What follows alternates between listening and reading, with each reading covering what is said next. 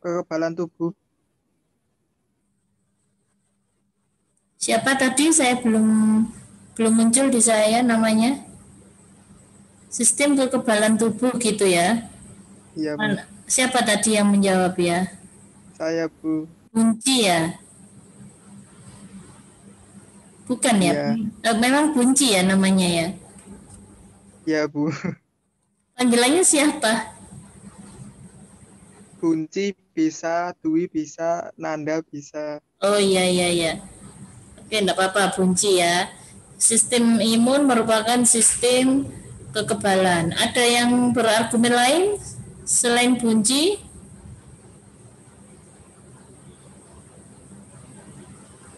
Sistem kekebalan terhadap Sistem apakah?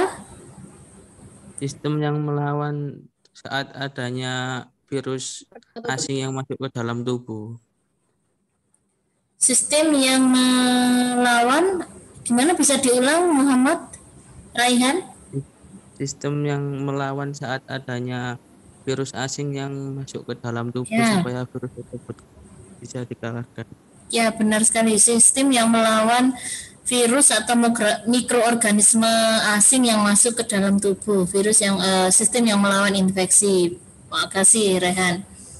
Jadi di lingkungan sekitar ini, di lingkungan sekitar kita ini ya, banyak sekali mikroorganisme patogen. Patogen itu berarti menyebabkan sakit ya, atau penyakit. Tapi kenapa tubuh kita tidak sakit? Nah, ini adalah berkat dari adanya sistem imun. Meskipun di lingkungan kita ini banyak sekali virus, bakteri, jamur, tapi tubuh kita tetap sehat. Itu adalah berkat karena sistem imun. Nah, fungsi dari sistem imun ya, selain melindungi tubuh dari invasi penyebab penyakit, yaitu dari mikroorganisme, virus, bakteri, jamur, dan lain-lain, adalah juga menghilangkan jaringan atau sel yang sudah rusak ya atau mati. Jadi sistem imun juga memiliki fungsi sebagai perbaikan jaringan. Selain itu, sistem imun ya selain melawan mikroorganisme dari luar yang menyebabkan sakit, sistem imun juga mampu mengenali dan menghilangkan sel yang abnormal. Maksud dari sel yang abnormal di sini adalah sel yang mulai berubah sifatnya menjadi kanker. Ya, jadi itu adalah juga berkat dari sistem imun ya. Jadi sistem imun memberikan perlindungan dari serangan mikroorganisme luar. Sistem imun juga memberikan perlindungan dari serangan sel yang abnormal dari dalam tubuh kita sendiri. Begitu ya untuk fungsinya. Nah, tadi sudah saya sampaikan ya, mikroorganisme patogen yang berasal dari luar ini bisa dalam bentuk bakteri ya, kemudian virus, jamur, protozoa, parasit. Nah, saya lanjut ke organ limfoid ya. Istilah organ limfoid ini digunakan untuk menggambarkan organ-organ yang fungsinya berhubungan dengan sistem imun. Nah, organ limfoid ini dibagi dua ya, ada organ limfoid primer, ada organ limfoid sekunder. Organ limfoid primer berarti memang perannya di dalam sistem imun ini besar. Ya, contohnya adalah kelenjar timus dan sumsum tulang. Ya, sedangkan organ limfoid sekunder ini dibagi dua lagi, organ limfoid sekunder yang berkapsul ya dan organ limfoid sekunder yang tidak berkapsul.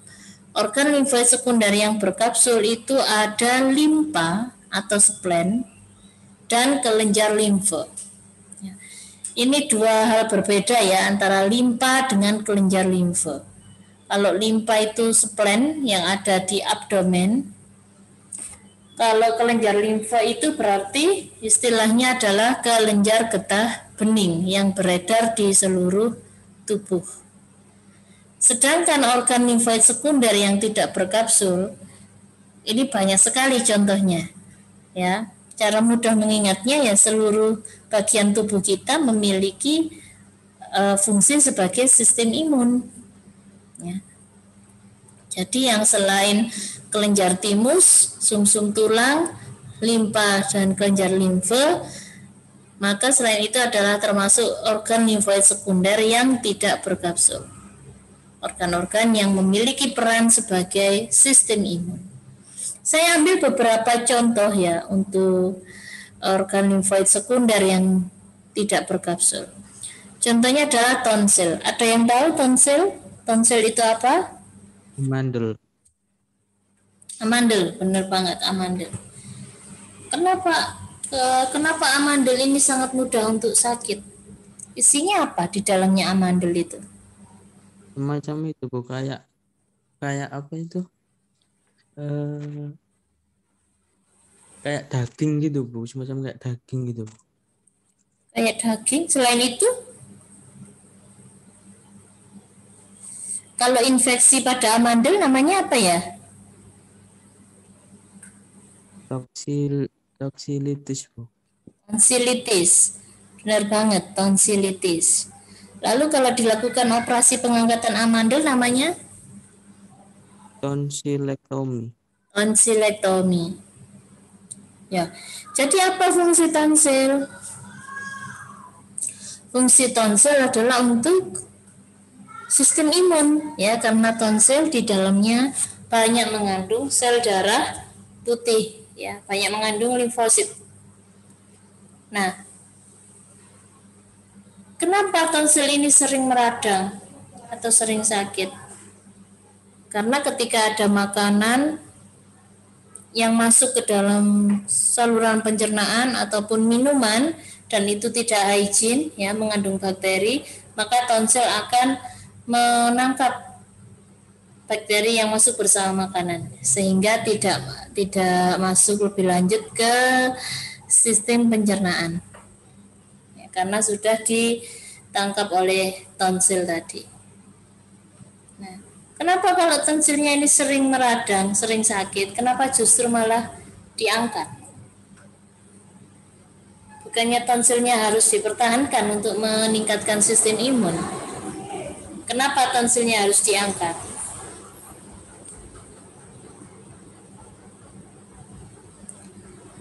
Karena peradangan yang sering terjadi pada tonsil justru akan bisa merambat atau menyebabkan infeksi yang lain.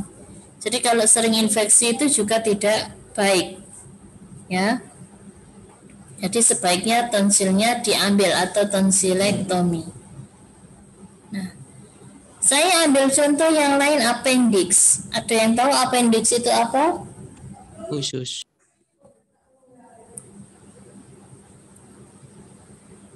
Appendix apa tadi? Siapa tadi menjawab? Usus Bu. Usus buntu. Apa fungsinya usus buntu?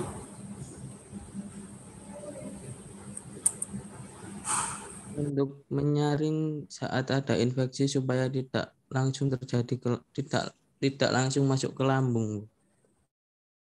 Ya, usus lambung dulu, baru usus halus, baru usus buntu, baru usus besar. Apa fungsinya usus buntu? Sudah melewati lambung makanannya, baru sampai di usus halus, baru sampai di usus di appendix. Fungsi dari usus buntu adalah untuk sistem kekebalan, ya, sistem kekebalan. Jadi kalau sering mengalami infeksi usus buntunya ini, appendixnya ini, ya, atau istilahnya appendicitis, ya, itu bisa merembet ke usus yang lain infeksinya. Sehingga kalau sudah terjadi appendicitis, idealnya dilakukan tindakan appendectomy, ya, appendectomy. Nah, apakah setelah kehilangan appendectomy, setelah kehilangan usus buntu, pasiennya tadi menjadi sakit atau sistem imunnya menjadi menurun?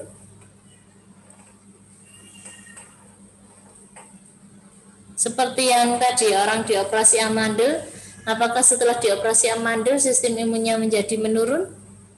Tidak, Bu.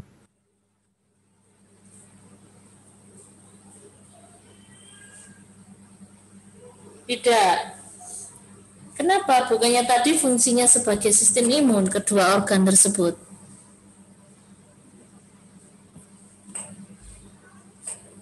Yang lain saya ingin dengar suaranya. Ada Retno, ada Rizky, ada siapa ini? Kristia.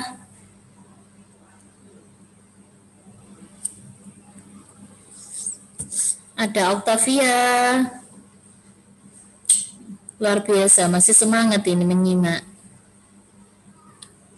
Karena ini jam-jam rawan ya.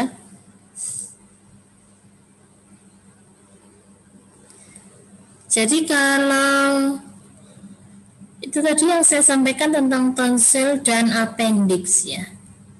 Sekarang saya ingin kasih gambaran tentang ginjal. Ginjal fungsinya selain sebagai organ yang memfiltrasi atau menyaring darah dan menghasilkan urin untuk membuang zat sisa metabolisme, ginjal juga memiliki fungsi sebagai sistem imun. Kalau terjadi infeksi pada ginjal ya atau nefritis ya, ginjal itu kan nefron ya. Terjadi nefritis, kemudian infeksinya tidak bisa diatasi, maka ginjalnya harus diangkat. Namanya apa? Nama operasinya tonsilektomi, appendiktomi. Kalau pada ginjal namanya adalah nefrektomi.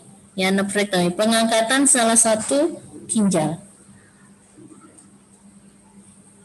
Nah, pertanyaan saya, kira-kira sistem imunnya lebih menurun yang mana? Pasien yang kehilangan tonsil atau tonsilektomi, pasien yang appendiktomi, atau pasien yang nefrektomi? Nefrektomi ya. Kenapa bisa demikian? Karena ginjal fungsinya lebih dominan untuk ke seluruh tubuh.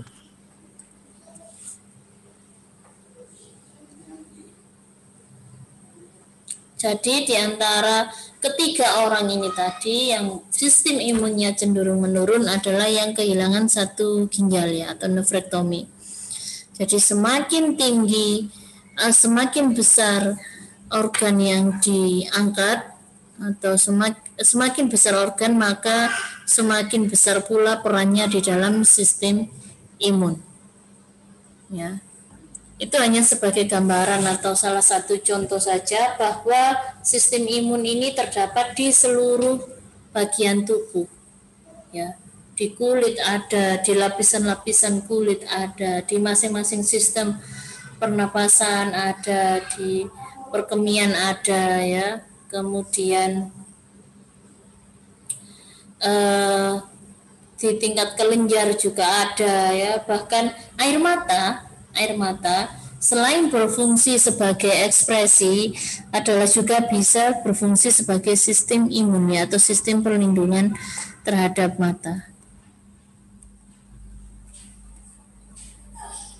Begitu ya mengenai organ limfoid. Jadi semakin besar organ, semakin besar pula fungsinya terhadap sistem imun.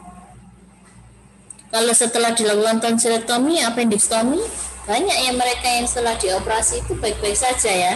Setelah operasi amandel baik-baik saja, setelah operasi usus buntu juga baik-baik saja. Nah, karena sistem imunnya masih di backup oleh organ yang lain. Nah, itu hanya sebagai contoh atau gambaran saja. Sampai di sini apakah jelas penyampaiannya Bu Catherine? Jelas, Bu. Jelas, Bu. Nah, ini yang tadi saya sampaikan ya adalah kelenjar timus. Kelenjar ini terletak di celah bronkial. Memang fungsinya adalah untuk mematangkan limfosit ya. Jadi semakin semakin lansia orangnya, maka kelenjarnya akan semakin atrofi atau mengecil. Nah, selain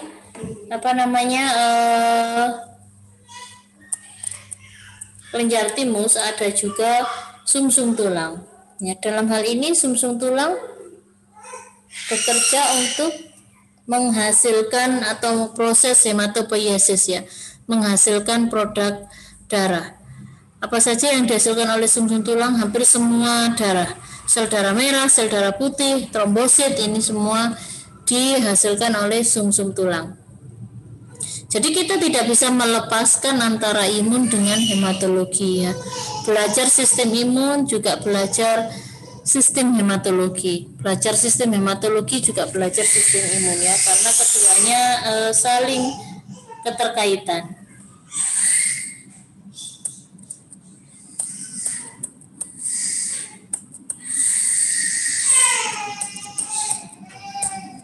Saya itu sekilas tadi tentang organ limfoid, ya. Untuk kelenjar limfa atau kelenjar getah bening ini merupakan organ limfoid sekunder yang berkapsul, ya. Jadi letaknya memang beredar di seluruh tubuh. Ada sekitar 600 lebih kelenjar limfa.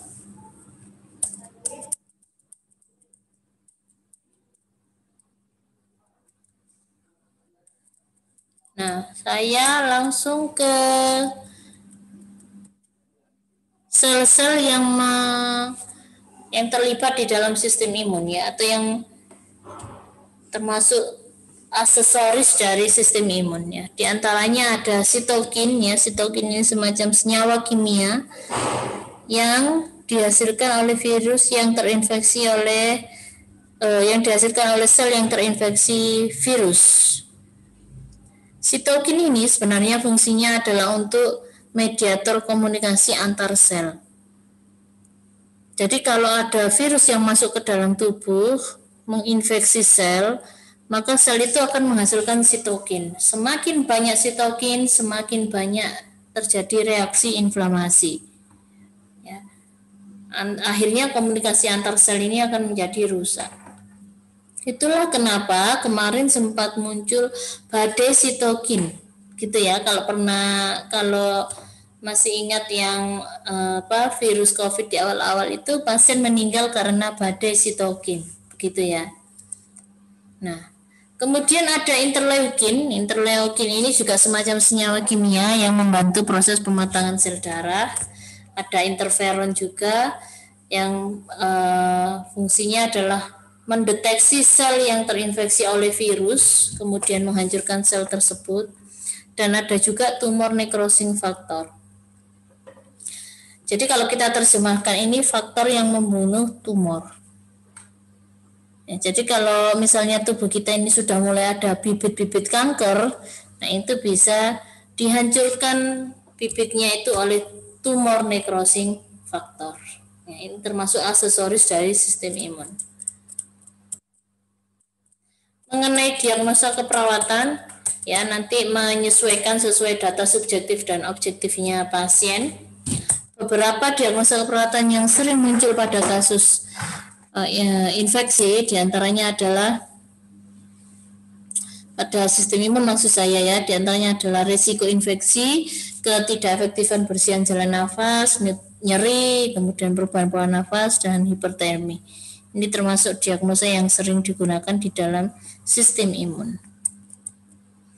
Silakan kalau ada yang perlu dibahas.